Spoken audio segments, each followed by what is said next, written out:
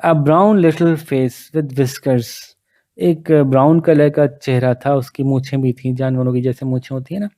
A grey brown face with with the same twinkle in its eyes that had first attracted his notice। एक बड़ा serious सा गोल चेहरा, और उसकी आंखों में वही चमक थी जिसने पहले उसको अपनी तरफ मुतवज्जो किया था, इसकी वजह से उसने गौर करना शुरू किया था। अच्छा, ग्रेव का वैसे मतलब तो कब्र होती है, लेकिन यहाँ जब फेस किसी के चेहरे को आप कहते हैं ना, he had a grave face, तो आप कहते हैं बहुत संजीदा, थोड़ा सा गुस्से वाला, थोड़ा संजीदा सा, थोड़ा गमगीन सा, ऐसा चेहरा उसको दिखा। Small neat ears and thick silky hair. छोटे छोटे से साफ कान थे उसके, और उसके सिल्की से बड़े रेशमी से बाल थे, घने बाल थे। ओहो, ये जो एक्सक्लेमेशन का मार्क लगा हुआ है, इसका मतलब क्या हुआ कि उसने अपने दिल में यूं सोचा होगा, ओहो अरे ये तो वाटर रैट है। It was the water rat, ये तो पानी का चूहा था।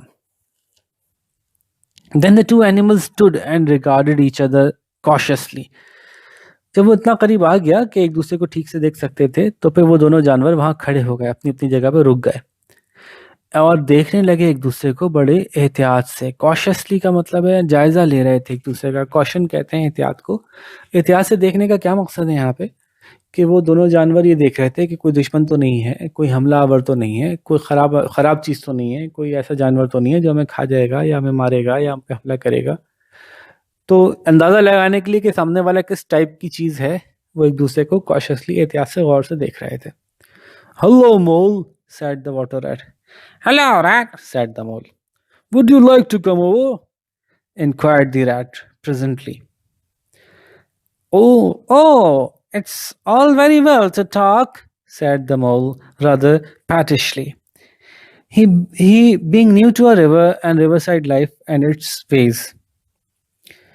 क्या हुआ कि जो चूहा था दूसरी तरफ, पानी का चूहा, उसने जो है उस शुरुआत की बात की, इसको कहते हैं ब्रेकिंग द आइस, बात कोई तो शुरू करेगा। तो बात की शुरुआत उसने की कि हेलो मोल, और भाई चचुंदर कैसे हो। तो इसने भी जवाब में फिर कहा कि अच्छा भाई, हेलो रेड, तुम कैसे हो।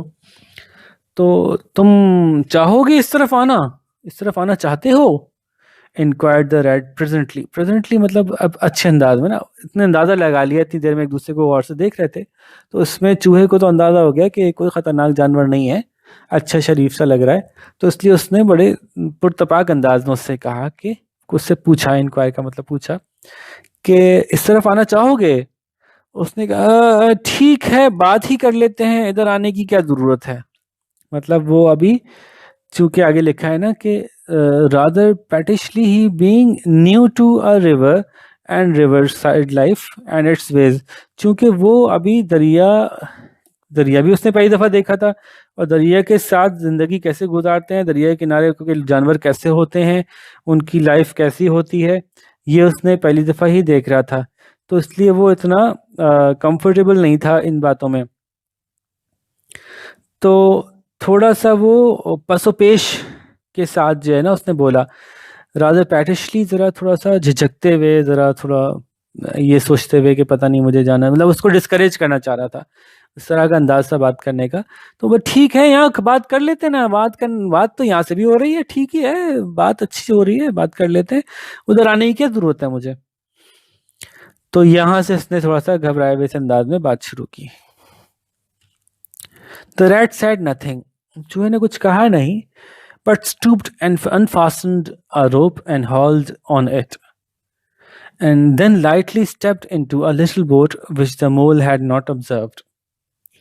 चूहे ने कुछ कहा नहीं, बल्कि वो नीचे झुका, वो दरिया के उस किनारे पे मौजूद था ना, तो उसके बाद वो नीचे झुका और उसने खोली एक रस्सी, रस्सी कहीं से खोली, एक अनफास्टनड, बंधी हुई रस्सी को खोलना। उसने एक रस्सी खोली और फिर उसको खींचा। अब कोई रस्सी थी, अगेन मैं बता रहा हूँ ना कि मोल की आंखें ज़रा इतनी अच्छी नहीं थी, तो उसको बहुत वाज़ेह नज़र देर में आता था, थोड़ा सा देर में अंदाज़ा होता था कि पूरी सूरत हाल क्या चल रही है।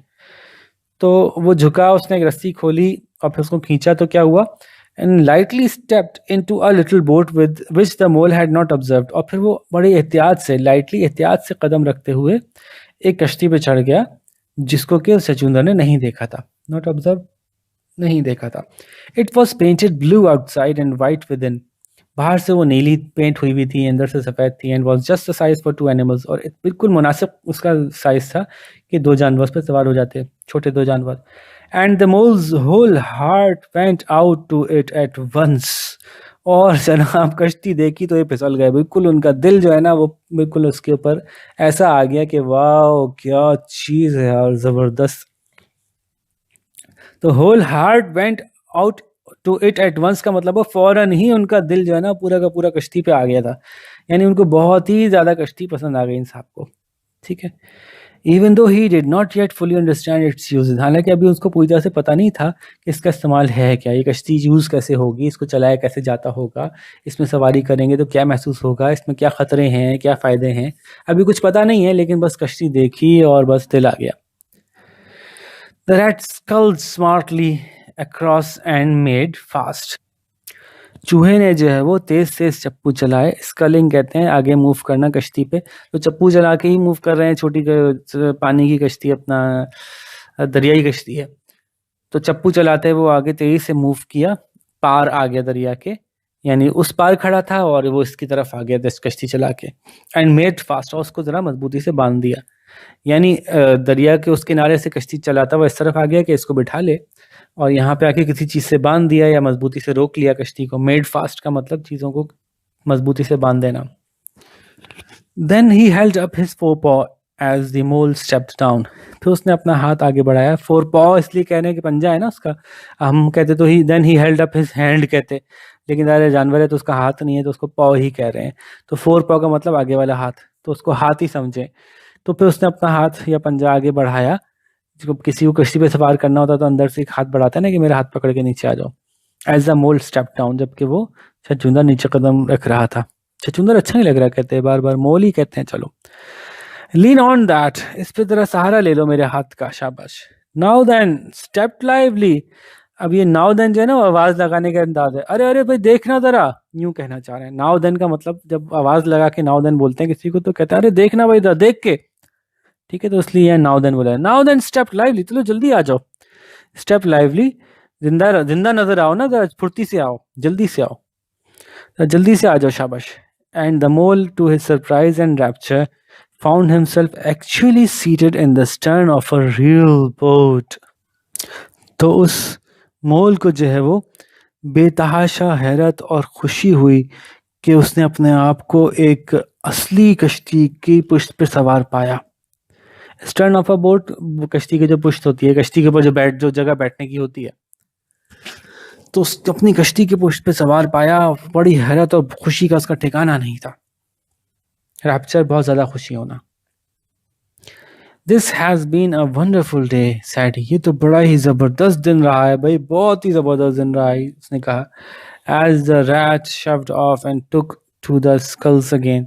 शव का मतलब होता है धक्का लगाना, तो कश्ती जब किनारे से जा लगी होगी और मजबूती से लगी हुई होगी तो उसको वापस दरिया की तरफ धक्का लगाया होगा चप्पू की मदद से ना, चप्पू को दरिया के किनारे, उस किनारे पे मिट्टी पे मारते हैं तो कश्ती धक्के से आगे बढ़ जाती है। And took to the sculls again, और दोबारा से उसने चप्पू पकड़ के चलाने शुरू कर दिए। टेकिंग टू डू समथिंग का मतलब दोबारा उस काम में लग गया, तो चप्पू दोबारा चलाने लगा। Do you know I have never been in a boat before in all my life, क्या तुम जानते हो कि मैं अपनी पूरी जिंदगी में कभी किसी कश्ती पे नहीं बैठा।